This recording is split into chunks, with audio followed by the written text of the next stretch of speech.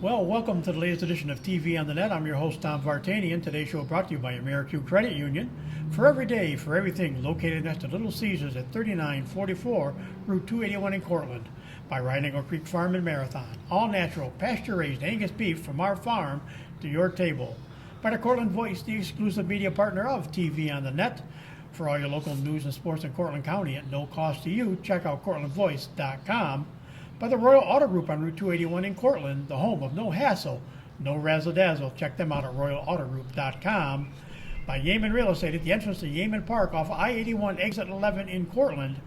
And by DJ Philly C. Make your wedding, party, or event extra special with the best DJ in the area. Contact DJ Philly C at 607-745-4346.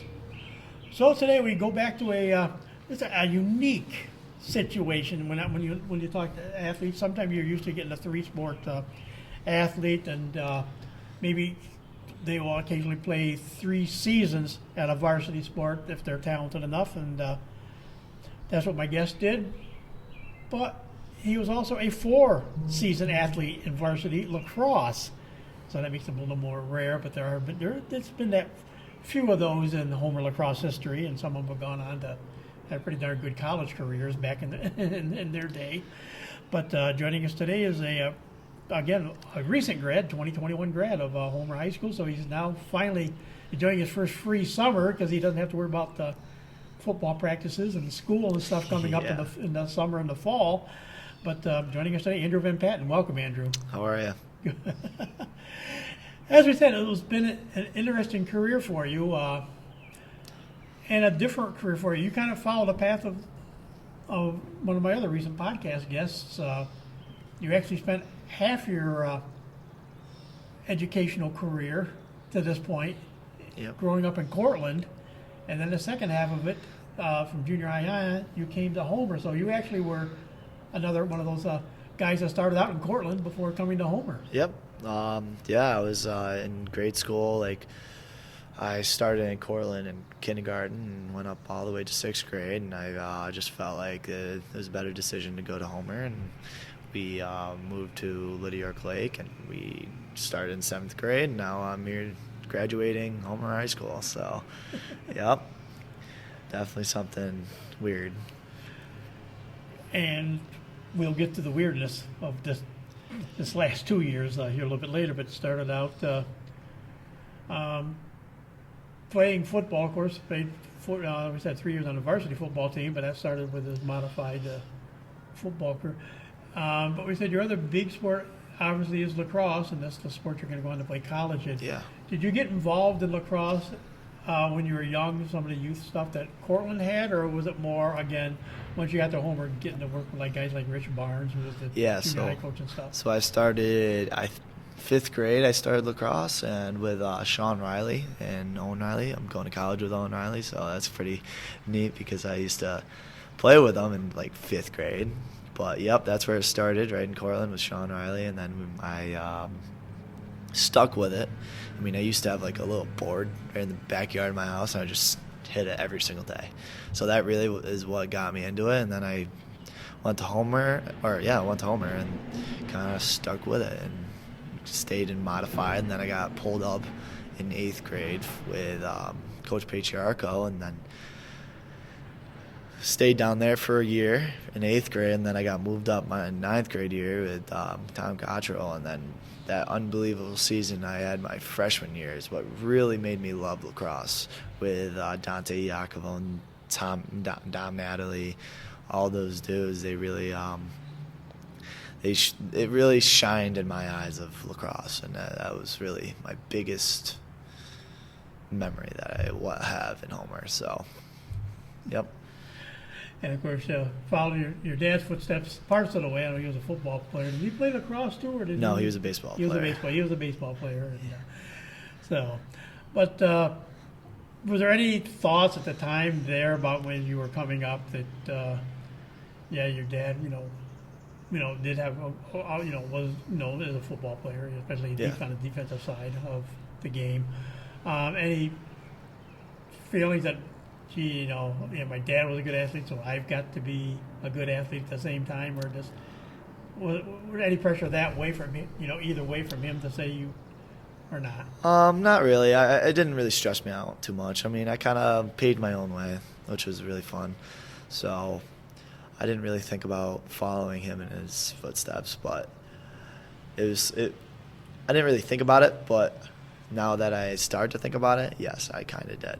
So, but no, I did not stress about it. So I didn't work myself up about that kind of stuff. I know a lot of kids. Well, you're more defense, wanted to play more defense for lacrosse, so it's not quite the same. But your dad was more defense oriented than offensive oriented in football, so you were the reverse. You're more offense than defense.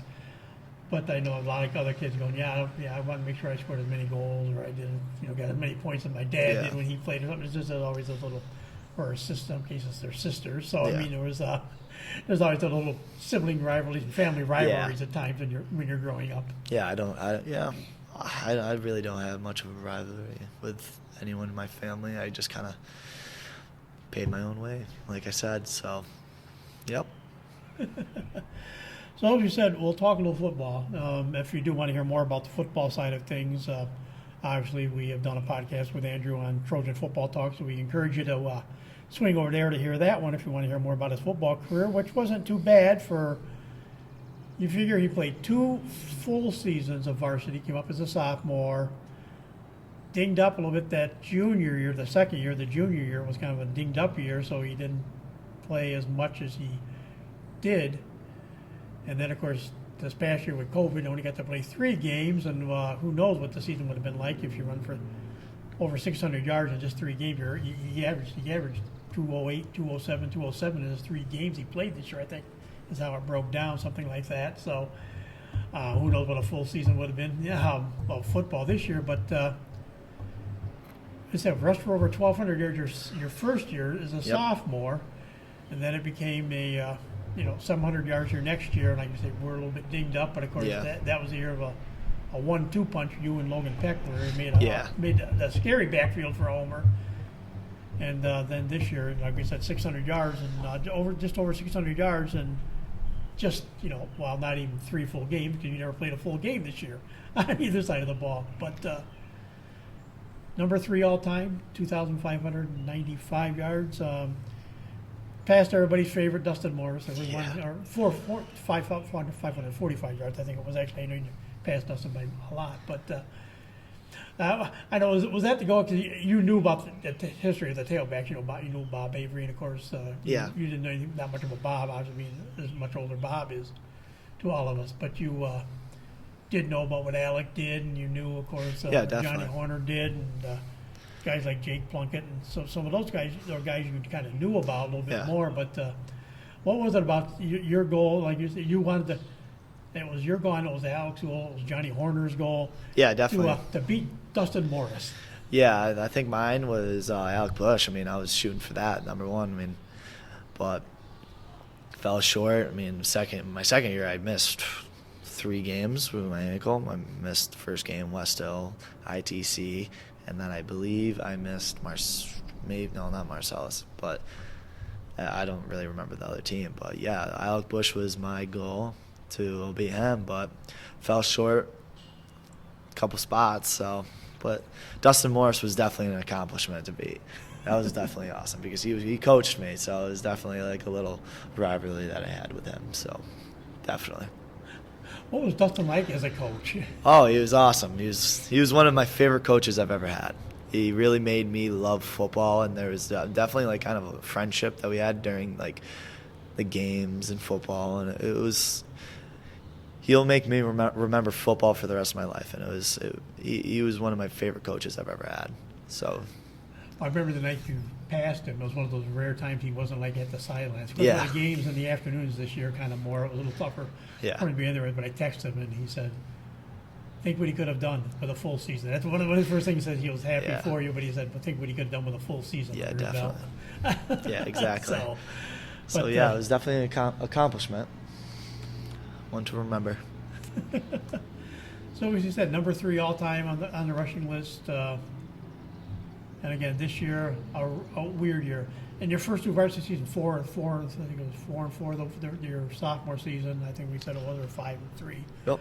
And then, of course, the junior year, a 3-5 season. It was kind of the program kind of in that kind of semi-rebuild stage from 2017, winning a sectional title. So Yeah. it's kind of, teams you go through those lulls they went through, but they didn't seem to drop off quite as much between the 2014 and 2017 championships. But it's just the way things, it's the way cycles go. And Yeah. but like you say, to finish the senior year with COVID, not even knowing if you'd have a season to begin with, Yep. had to mean a lot to be able to say, even though it was only 3 games, that you guys got a season in, decent number of seniors, quite a few juniors on this team, and a couple of sophomores. So it was really a good way to get the younger players at least some varsity experience Yes, for definitely. next season. But It was definitely a memorable season that we had, and it's very awesome for these juniors. I mean, it's going to be something special for them. I think next year, because this year propelled them to be something great. I feel like they're going to be ready for this season, and a lot more ready than the other schools. I mean, the other schools, they had maybe 2 games, or they didn't even want to play. So I feel like we're going to be very, very good next year with the senior class coming up. and that was the weird thing about it is, some teams played, but kids opted not to play. Yeah. And like you said, some schools opted not even to have a season. Some had seasons, wish they hadn't had seasons. It was very weird, a very crazy way to end your season. Though, as all the coaches said, everybody got together. And a bunch of guys signed up for indoor track just to, Yeah. that even though there wasn't a track meet to have for Yeah. indoor track, but it was the time you guys everybody could get out and practice. And Definitely. I mean, You're a right. few guys came in, and they worked together in the indoor track, get ready for the season. And I'm glad that the indoor track did something for the football. I mean, a bunch of football dudes, they played that. And they were doing, like, the workouts on the turf, and it was pretty cool to see. I mean, yeah. Yeah, and of course it's not hard because Coach P actually came down and helped out. He kind of was a volunteer track coach to Oh, do yeah. that, but of course you had Coach Schneider. So I mean, Yeah, you had he's the always there. The JV head coach was the track coach. So Yeah. he knew what you guys were gonna want to do, what you guys wanted to do while Yeah. doing your thing there. Definitely. I think Mr. Schneider really helped out with that instance with our varsity squad. I mean, without what they did, I mean, that's just another example of what our coaches do for us. I mean, they do everything. I mean, to get us better and as a better team, a better football team, it's just something special that we can't take for granted because our coaches, they're there for us, and they make us a better team, and that's all. As you came up from football, it's actually one thing we didn't talk about when we did football, but as you're coming up through football, like you kind of mentioned Dustin Morris as far as, your favorite coach, coming up Yeah. and getting started and everything. Did you have a favorite player or something during your youth days that kind of said you'd hoped you'd be like? John Horner. Yeah. Oh, yeah. He was pretty awesome. I mean, I was in the bleachers, and I just saw him break away with this one run, and it was just unbelievable. He's blazing fast. I mean, it was probably like an 80-yard run. It was something special. So, yeah, I really looked up to him. I mean, he was that one guy that was up above me. I mean, he was that one guy above, so I had to look up to him and do what he did. Try to do what he did and do what – yeah, that was one guy that I looked up to. And like the ironic part is you're 86 yards behind Bob Avery for number 2 on the list. And of course, Alex was 1,100 yards ahead of Bob. I mean, Yeah. his seasons he had. He still jokes he would have had more yards if he could have carried the ball as many times as you did Yeah. a game. Yeah. But you enjoyed playing with Dustin. I think you passed actually Johnny and Dustin both this season. Yeah. And with those 600 yards, I think you did go by both of them. But the ironic part too is you and Dustin both probably could have been maybe past Bob Avery if you had been totally healthy. Because like Yeah. you had the junior year was your big setback. You didn't play as much. Missed games. Dustin kind of went through the same thing where he had he played on a couple of really bad knees Yeah. and I don't know if he missed much time, but he got it out. But he played injured and stuff too for his 3 years. It's tough. I mean, playing with that injury is always there. I mean, you're right before practice icing it for over an hour every time. I mean, you're just eager to get out there. I mean, it's awful seeing your teammates play out there and you're right on the sideline icing your ankle. I mean, but that is one thing I can't wish upon anyone. I mean, it's unbearable to watch. I mean, as an athlete, I think everyone wants to get out there, but there's always that setback. So the ankle was a big problem, but I did everything I could, and I came back, tried to get through it. I mean, there was still some games where I'd have a little nick on it. I mean, it would just like freeze up, and I wouldn't be able to move it. But I'd loosen it up and get ready and get out there again. So. And that, as much as everything we could attribute to Homer's that unique situation that used to be Adam, used to be part of the training staff, and of course for your years Elise Moran, who did a podcast with me. We talked about being a trainer, not only just as a trainer overall, but in coach. But you've had her, and of course all the years, and he's one of the guys that helps with a lot of the rehab too. Was Dave Boylan? Yep.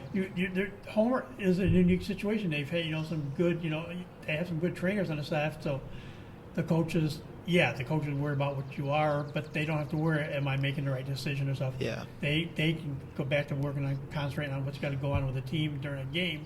Yeah. And you've got the right staff people taking care of you on the sidelines. Yeah, the trainers they kept us healthy. I mean, without them, I have no idea what would even happen to our team. I mean, they keep us healthy. They tell us what to do and strengthen our bones and drink enough water. I mean, they're always there and get bandages on us right when we get nicked in a game. They're like, hey, you need this? Sometimes you're like, no, I don't need it right now. But yeah, they are a huge help for all of Homer athletics. I mean, they're there for everything. So we're very fortunate of having them as a trainer, all of them, every single one of them. So. And they're not just there on game night in most cases either. I mean, they're there every day anyway because there's usually a game almost every day or something going on. But even when there's not home games, and they're right outside the locker room, the boys' locker room now. There's a trainer's room. That's where at least the whole shop now and stuff. Yeah, and always ready. See them, so. That's she's always there and helping us right before practice if someone needs it. I mean, she was there with me with my ankle every single day. I mean, helping me strengthen it with those rubber bands, and I'm always in there. I was always in there with that ankle. I mean, trying to get it better. So, yeah, she's a huge help for Homer athletics, and she's one of the biggest reasons why we are such a good team, or throughout all the sports. So, yep. And for a while, you were a three-sport athlete up to your sophomore year. You did play basketball in the winter for a little bit. Yeah. But what was it got up as far as we got to play some JV basketball. Yeah. But what was the emphasis for just deciding not to continue playing basketball? So I've always played basketball since I was real young, all the way up to about 9th grade, and then I started to think about what I really needed to do in college and what I thought was the best option for myself. And I just thought that working out and getting bigger for football and lacrosse was a better option for me. I mean, I loved playing basketball, but it just wasn't for me, because lacrosse, I was small. I mean, in 9th grade, I mean, I needed to get bigger for this upcoming freshman year on the varsity squad. So I needed to hit the weight room, and I felt like that was my biggest option that I needed to do. So And of course, not the junior season of basketball might not have been in the cards anyway, but the ankle, if nothing else, you may have opted out of that year anyways. Oh, because, definitely. that would not have been the best for the ankle, trying to Yeah, heal the definitely ankle. not. I was actually thinking about it, too, in my junior year. I was actually maybe, but I couldn't jump, so my ankle was not good for that. I definitely would have sprained it again. So it was definitely not a good option for me, and kept going. I mean, here I am today, but I thought it was a good option to stop playing basketball and hit the weight room. So you did make your varsity lacrosse debut. Yep. As a freshman. Yes. That was a 17-2 season overall. South, and of course, ever popular. There are certain teams in every sport that you have to deal with at the end of the season. In lacrosse, it's usually Jamesville, DeWitt, or Cazenovia. Yep. Your guys' case, that freshman year, it happened to be West Hill, who was a 7-6 winner in the Section 3 final that year. But you debuted, and you had seniors on that team. Mainly the top three scorers were Dante Jacobone, Vincent Basile, and Tucker O'Donnell. Lars was also among that group. Justin Wainwright, another one of the seniors.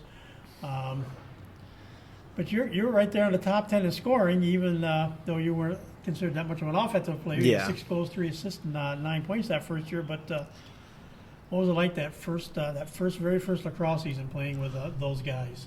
Oh yeah, they have made me love lacrosse. Those guys were there for me every time I needed it because I was the young kid. I was a freshman playing with varsity guys or seniors actually.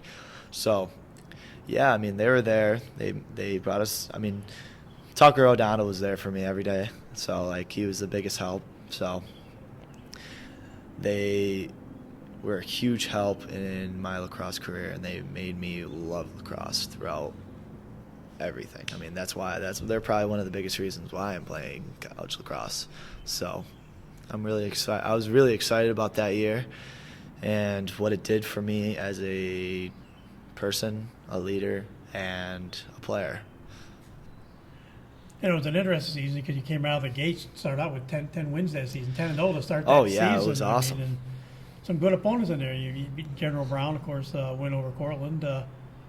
Johnson City, who's usually a pretty decent team down in Section 4. Then you got Tully, Honeoye Falls, Lima out of Section 5, who again is not really that bad a team either. They're very good. They're then a big wins over school. Skinny Atlas, Lafayette, powerhouses as usual. Then a win at Baldwinsville, and another team that was really good. Always seemed to be good is Carthage. Yep. Home of the Powell brothers from many years ago, and. So what was it like to, freshman freshman on the lacrosse team was fun. We won 10 straight games. Yeah, it was exciting. Yeah, I mean, we were pumped. We were ready to go for the playoffs. We were very hot going. I mean, it was exciting because I've never had like a big season like that because that was my first varsity career ever, and we were just kicking everyone's butts. So it was a really cool experience. Then of course reality set in. Yeah. Of course, one of those teams, CBA. Oh yeah. A 1-goal loss to CBA, 9-8 to stop the win streak. Yeah, that was a heartbreaker, but we came back to practice the next day, and we were ready to go. I mean, it was a setback, but that it was one bump that we had to go over. I mean, we found out that we weren't the best. I mean, someone could beat us. So then we played throughout the year and got to the playoffs. And from then on, it was another seven-game win streak. It started with a 10-9 win over West Hill. Yeah, exactly. I mean, that was cancer night too. I mean, that was a very fun game. It was close. I mean, we were ready. I mean, that's what game we were looking forward to during the section championship. I mean, they had to play a big game against JD, so we knew we were either going to play West Hill or JD. So we knew we were going to see them back in the playoffs. So that was one of the 1-goal, one of the big 1-goal wins, and the other one came a few games later. We threw in a non-league win over Vestal there.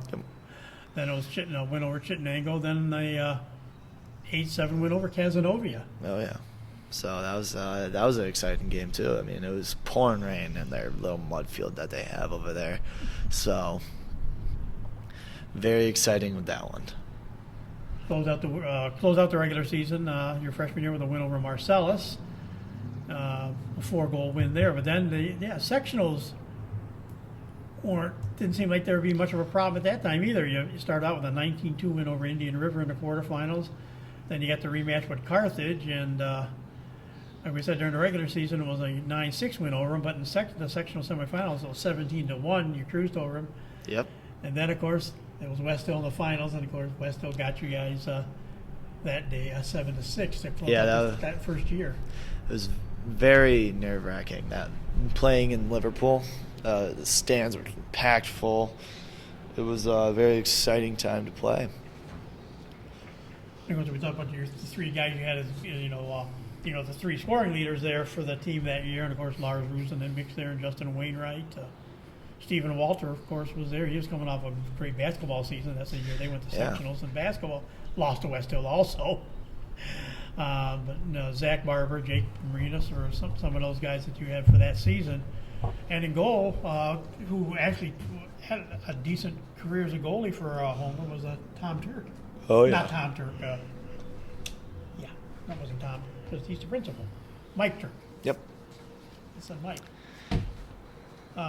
So then we move on to the junior year, and of course it was kind of, I guess that's the kind of what would be kind of start the rebuilding, because he'd lost like I said, he lost a lot of really good seniors, and this next group was other than John Dinkenberger, who was back, Zach Mallory, Joe Brady, Chase Kiner, and Draven Mulvaney, and Pat Ponticello, some of the seniors. They were the only seniors. You guys, this was a very junior leading team, but of course some familiar names for a few seasons as well. Though these were the emergence of Dylan Yakovon, Dante's younger brother, Connor Matthews, one of your teammates, right up to near the end here. Jake Calabro was a freshman. He actually was on the roster, I think, for the postseason your freshman year. So yes, he was. So he actually did get to go out and at least see varsity lacrosse as an 8th grader, what it was like. Then you had Dante Patriarchal was one of the juniors on the team. Those are your leading scorers, Dylan, with 71 points. Connor Matthews had 55. Then Jake with 26 points, and Dante with 22 points. But again, it was another very interesting group. A lot of juniors. A guy came on and had a couple good seasons, and is playing college lacrosse now. In there, Garrett Mead, of course, also Jacob Dinkenberger, another one, and then a freshman that came up, I think, during the latter part of the season as well. Actually, didn't come up during the latter part of the season because he's the goalie for most of the season. Colin Purse was only a sophomore, but it was a new goalie, and so a little bit different season that second time around. Yeah, I thought we were very a young squad. I mean, our whole offense was very young. They were juniors and sophomores, and it's hard coming off of a season like that and losing every senior. So, I mean, we did everything we could. I mean, we were trying to rebuild and what we could have done. I mean, the seniors really helped us get through. And in the end, we had a good season. I mean, it wasn't a bad season. So. And it's basically, it was a season you beat the guys you should have, and kind of lost to teams that would be expected. Of course, obviously, lost to Skinny Atlas, lost in overtime to Lafayette, 15-14 in overtime. That was their state championship year too. So we played well against them. And then of course beat them later. Beat Carthage, beat Cortland, and beat Tully. And then of course lost to Skinny Atlas, lost to West Hill a little bit later. Actually got 2 wins over Lafayette that year. One was the home one was a non-league, it was the loss, but then you went back up there and beat them. Yeah. In Lafayette, 9-7. Yeah, that was an exciting game. I mean, they were very good, but I thought we came to play that game really. We were fast. I mean, we came out, and unfortunately, and on our end, we won. So it was awesome. And of course, also a win over Kaz. Ironically, a win over Kaz that year in the regular season, but closed out the season with an overtime loss to Marcellus by a goal, and lost to Christian Brothers Academy, and then of course. This time it was a quarterfinals. You get with the record, a lower seed, so you face the higher seeds, and of course you second year in a row you have to take on West Hill in the finals, and Yep. they won't. I mean, it's only a quarterfinal game, but they they obviously were the team that roll again then. Yep. I'm trying to think some of the guys they had that year. They had a real good players back then. They had a real good team. They had a good squad. So then things rolled around. So we're getting ready. You're getting ready. Like I said, you're you're training. Like you said, you're working, training, get everything set. Get the ankle to feel better Yep. for the spring season. That's why you didn't play basketball. One of the reasons you were out of basketball was to get ready for spring. And then COVID came along, and all of a sudden you had no lacrosse. What was it kind of like? All of a sudden, you're saying, well, we know we're going to be better. Where you're a lot of guys back, a year older, and we didn't even see that the COVID was going to hit. I mean, we were working hard over the winter. I mean, we were going to box lacrosse. Coach was having us do that. We were doing Thursdays and then Sundays. We were playing a ton of lacrosse, and I believe that we were really ready to go, and I thought we could have had a little special season going on. But I do remember the night that coach goes and says our season's canceled because of COVID. So that was a really heartbreaker for all of us. And, I mean, that was really tough for the seniors because they had no idea. They were really ready to go for their last lacrosse season. For like Dylan Yakovo and Dante Patriarco, it was very tough for them. Yeah. I mean, we're looking at Dylan at 124 career points at that point. Yeah, I mean, he could have had a shot. 60, another 70 point season. At least he would have been in 200. He could have, or almost at least cracked the top 5. Yeah. He might have got Vinny Basile, in 5th place at 215. Yeah. Or 216 if he'd got a season. The other guys, I think, were out of reach. Mike Kataya, his older brother Dante, because Dante shares the all-time scoring record with Carl Zimmerman. Yep. So you had to kind of everything like you said, everything you had to agree. That year you knew was out, and then of course, then it's all summer wondering what are we going to have? Then all of a sudden, here you are. You're a senior. Yeah. Football season's up in the air because it's not going to be fall football. At least because they consider it a high-risk sport, so you're not playing, football then. So, at the same time, you wonder, are we going to have football? Then you find out you do get to have football. You do end up having it for the, 3-game spring season. Yeah. And ironically, a lot of that preseason part, some of that March preseason time you had going into April, you didn't play any games till April, would have been lacrosse. Did it feel funny? You're out there, you're actually practicing football, getting ready for football, weird. and this is when we would be maybe in the parking lot on the blacktop practicing lacrosse because the field might still be covered for lacrosse with snow or it'd be cold and stuff. But it was really weird, man. We just had a football helmet on. Now we have to put a lacrosse helmet on, and our heads are just like in smush now because we're switching over. Because it's kind of difficult with the helmets because football helmets are always the worst. So then you go to lacrosse, and then they're just like narrow helmets. So that was different, and especially on the week, that was pretty tough on the body. Very tough on the body. We had probably 5 days between football and lacrosse. So that was difficult. I mean, going from running for 5 seconds, then running for the entire game. I mean, we were in shape. We were ready to go, but not lacrosse shape. So coach had to get us going, running a ton, and it was something. It was different. I mean, it was a lot different than what we thought was going to happen. I mean, I knew we were going to have a season in lacrosse because we were playing lacrosse in the summer with travel ball, but we had to go down to Delaware out of the state because New York State wouldn't let us play. But yeah, I mean, it was different transitioning because no one has ever done that, playing football and then a week later plays lacrosse. So it was definitely, we're lucky that we have it. So, yep. And it was different in so many ways because it was not only, a short practice run for lacrosse. Even though it was a 3-game football season, it was a short run football-wise too, because it Yeah. was like a week or two shorter than usual to get ready to play lacrosse or play football as well that year. Yeah. Yeah, it was different. The 3 games that was weird, but then, I mean, we almost had a full season of lacrosse. We were only short 3 games or so through, but I think as a team we really came together in lacrosse better at the last game. We played CBA, came short 11-7, and I feel like that last game was our highlight of the season. I mean, we grew better as a team. I mean, that's what coach really wanted us to do. I mean, we started off a little bit slow, of course, and then we grew as a team later on in the season.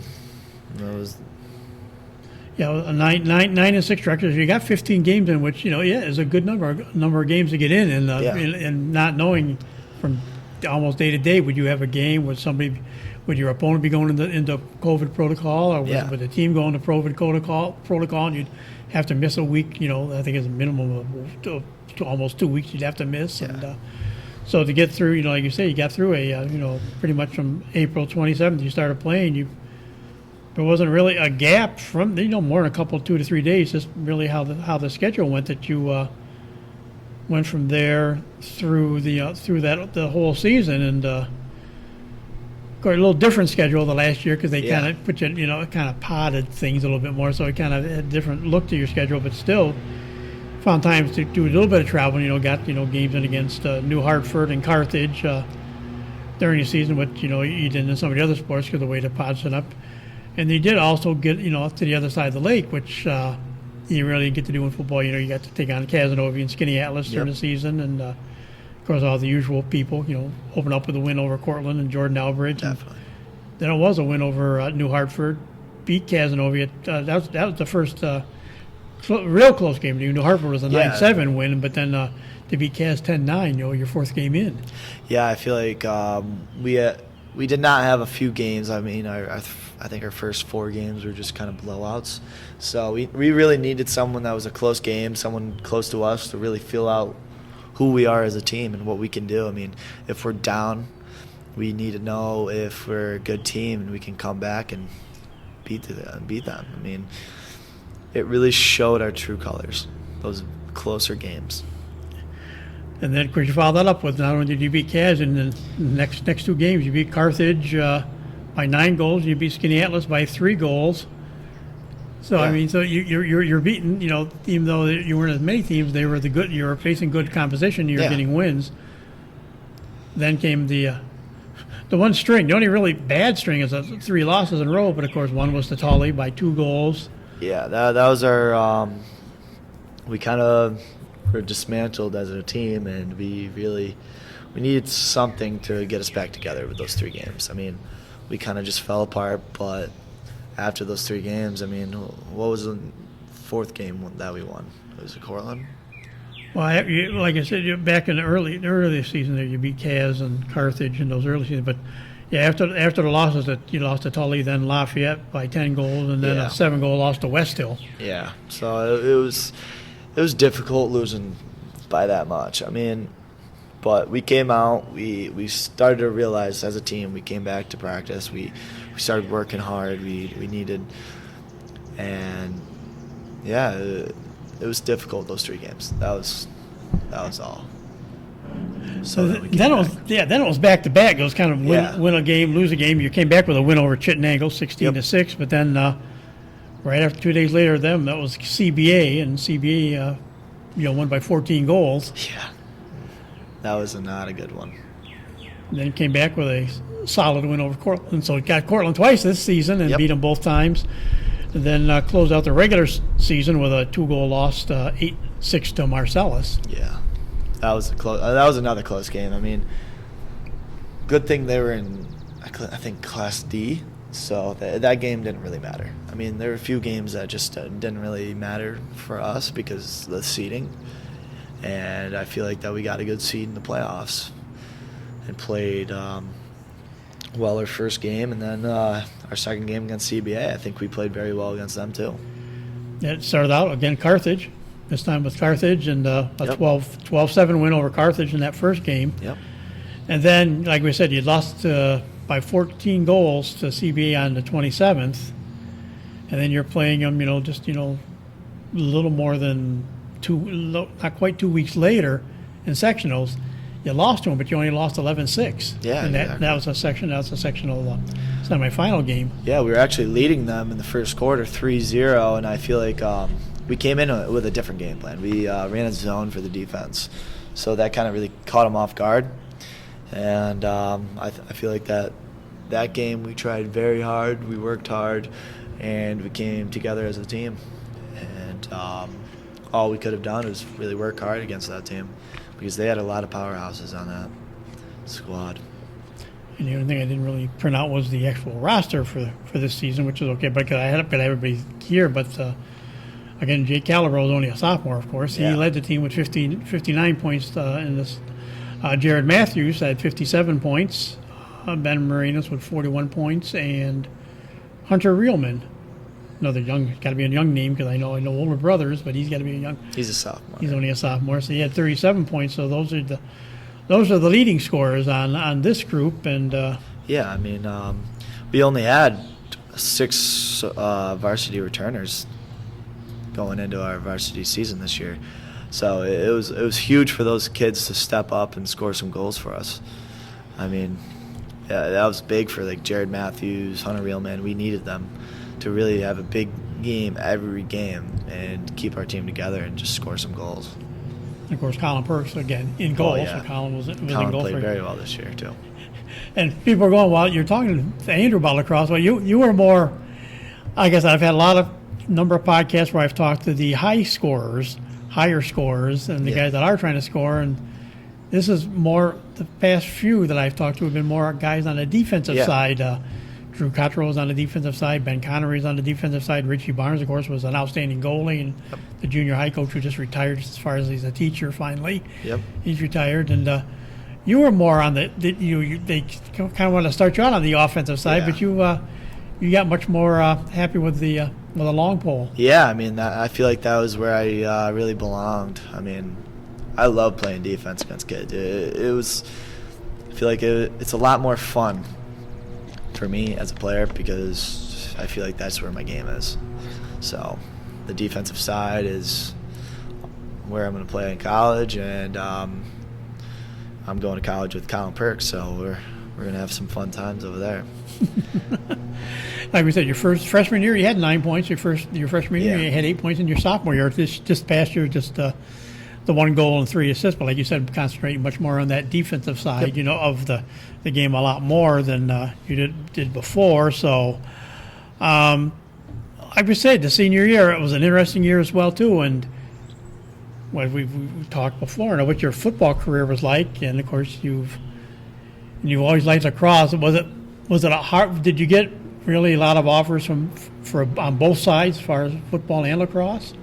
Yeah, I mean, I feel like it was during the summer where lacrosse was kind of like where I was kind of hitting it. I mean, that was where schools started talking to me, and I was kind of getting a little overwhelmed about it, and it was very stressful. So I was like, I think lacrosse might be the better option for me because it's easier on your body, and I believe that I will get more time lacrosse, and I feel like I might have a little bit more fun, because football's hard work, really hard work, but I love working hard still. So, I mean, it was tough with the college process, but I ended up picking Nazareth, and I'm very excited about going over there.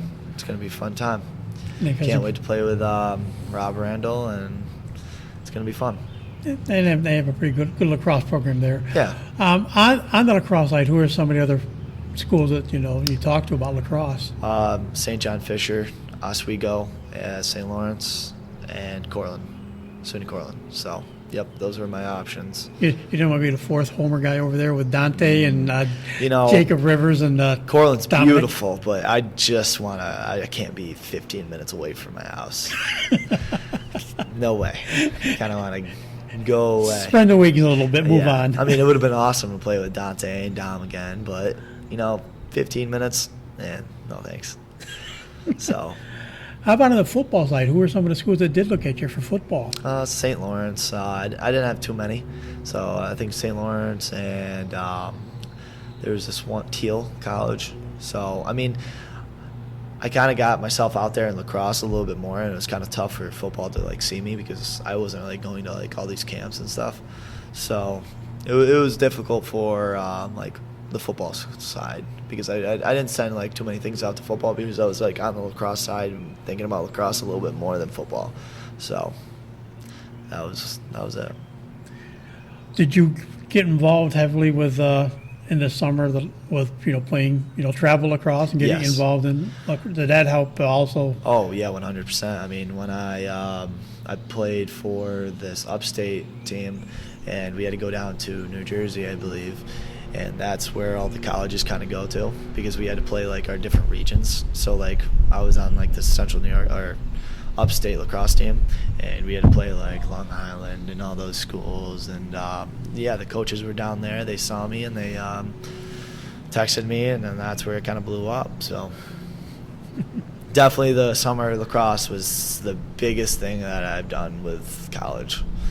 So And that way you get out of the area too. You get away kind of really from some of the coaches. You have good coaches all the way up through here. Yeah. Obviously, Yeah. Nick Patriarchal was the JV coach. You had Definitely. Christy Barnes was a modified Yep. coach, and of course, then Tom Cottrell and Mark Ferrito, and even being on the defensive side, a little bit of Dave Basile worked in there Yep. too. He worked with the goalies and stuff. So Yep. he got a little bit. And both his sons went on to play college, of course, Anthony and Vinny. So, what other things did you pick up doing the travel across? As far as things you can learn from, like you said, getting to play with some different players and some different coaches. the biggest thing was making friends too. I mean, I made friends from Tully. I mean, I'm still hanging out with all those guys. I made friends from Cortland. I made friends from Dryden. I made friends from West Hill, all those schools. So that was huge with making friends. I mean, it was a really cool experience because you were just meeting kids from everywhere.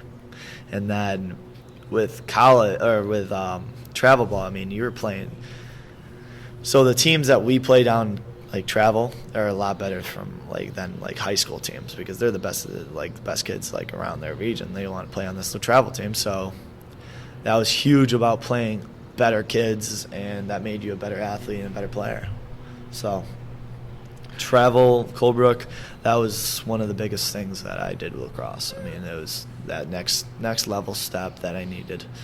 So, and then having Coach Basile coach us and Mark Jacobone, it was awesome. So, And of course, Mark, from everything I've been told, I've talked to Mark when I was at games with when his kids were playing, and yeah, he was from everything I've been told, he was a good lacrosse player back in the Yeah, he day was too, as very much good. as Coach Kotz was, and Mark Yep. Ferrito, and even Dave Basile. yeah. But that Mark was a good coach in his Yeah. day. Yeah, he was a very good athlete when he was younger, and he kind of just made it to being a coach. I mean, it's pretty cool. He was a phenomenal coach. I mean, I had him as a coach forever. I mean, I went to Placid with him everywhere, all over the country.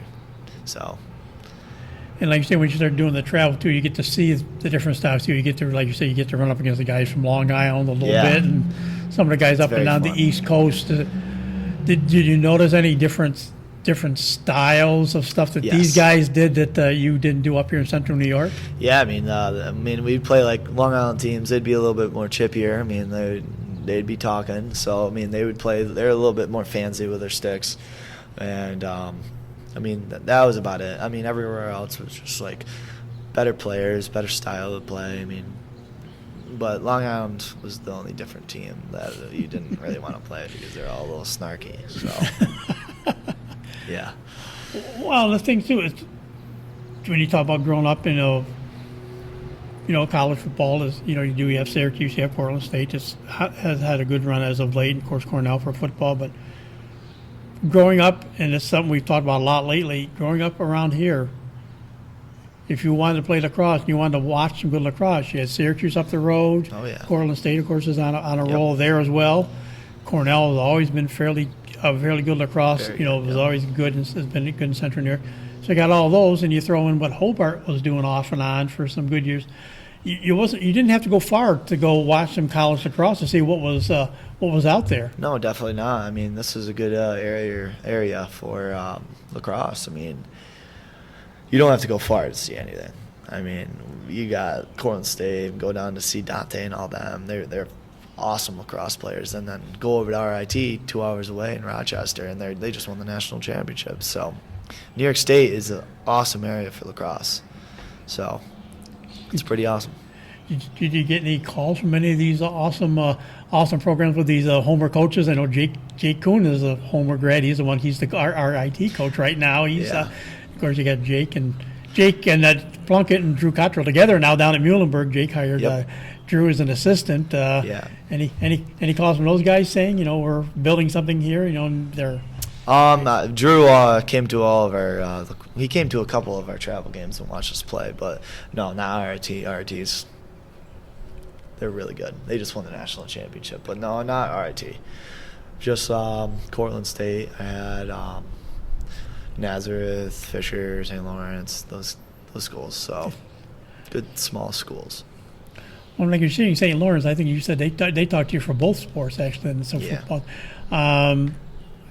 I know Tony Aguilar went to Hobart and went and played football, but also played lacrosse. Yeah.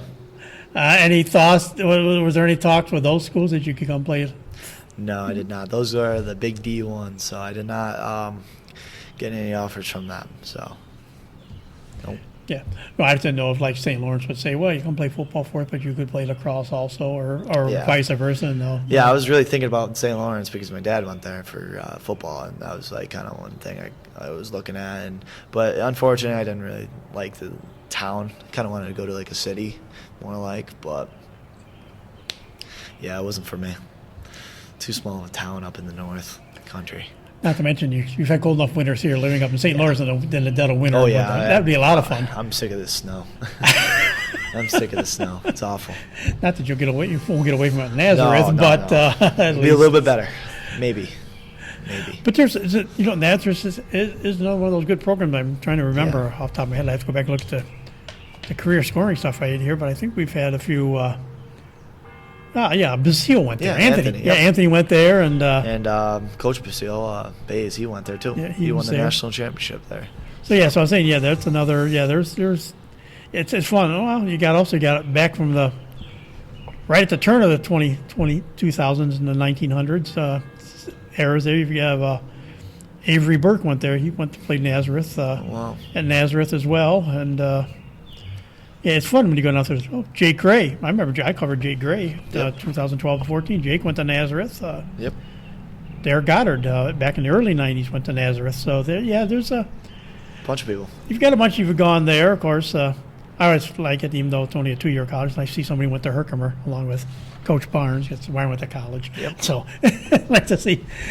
And Herkimer's been a very solid lacrosse program. Is that something you didn't worry about so much, maybe go 2 years and then transfer to a 4-year, or were you not worried about it as much with your grades that you? Oh yeah, no, I wasn't worried about my grades. I mean, I did pretty well in school. I mean, I had about a 90 average throughout, so yeah, there was nothing to worry about. I just had to work hard. I had to work really hard in school, so it didn't come to me at all. I had to work hard and study.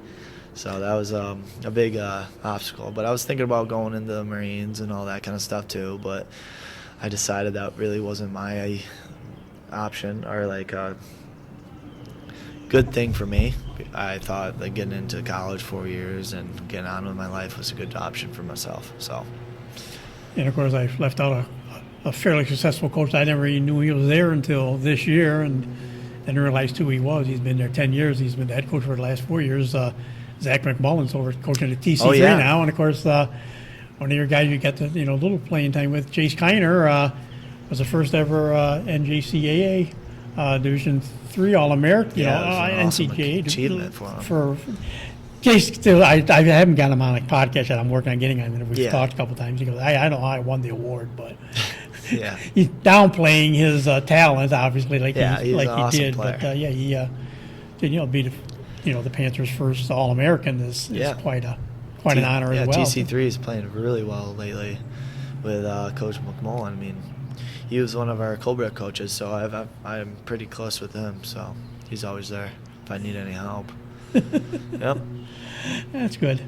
So like we said, the next step is 4 years of college. Any thoughts of down the road? Because we have seen it. I never realized it until I did this podcast and looked into a little more of his career after he left Homer, that Jake Plunkett played a little college or played a little pro lacrosse for the Rochester Rattlers for a couple of years and won a Major League Lacrosse title his second year he played with them. And now we've got Joel White's playing in this new pro lacrosse league.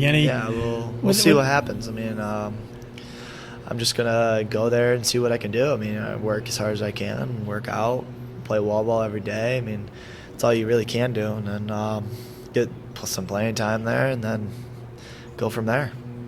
It's really all you can do. So like you say, you're going to Nazareth with Colin. Anywhere down the road these next 4 years, will there be some of your other current or former teammates that you might run up against at some of the other places you play? Oh, yeah. I'm going to play Dante Iacovo next year. I'm going to play Zach Barber next year. I'm going to play all those type of dudes.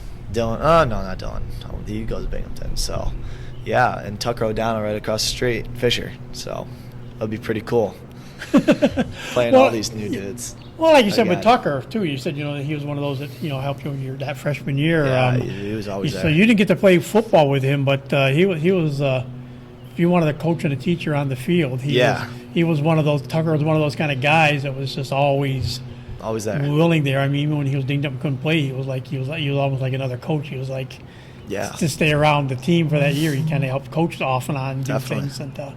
Yeah, it's going to be different playing against him because Fisher and Naz are just a huge rivalry.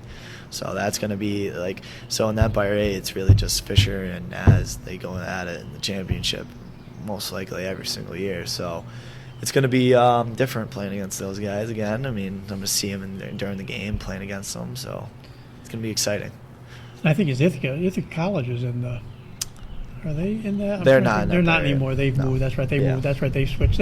They were there for a while. Them and Cortland were both there all together. And now Cortland's back kind of in SUNYAC and stuff. So, but you said you'll see them in a non-league game then at some point? I most likely will. I mean, it would be fun playing against Dante and them. It's going to be exciting. How do you plan to stop them since you're the defensive guy and got to get stronger. Got to get stronger. I can run with them, but I'm not as strong as them. So, stick checks from behind, or whatever works with a long pole. Yep, little ice pick.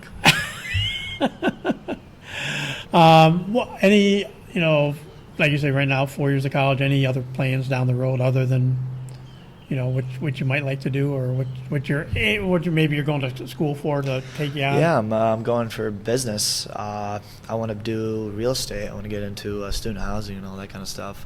So I want to be a real estate agent and kind of work myself up and start buying student housing and apartments and all that kind of stuff. So own my own business, and I'm going to move right out of New York State and go down to Tennessee.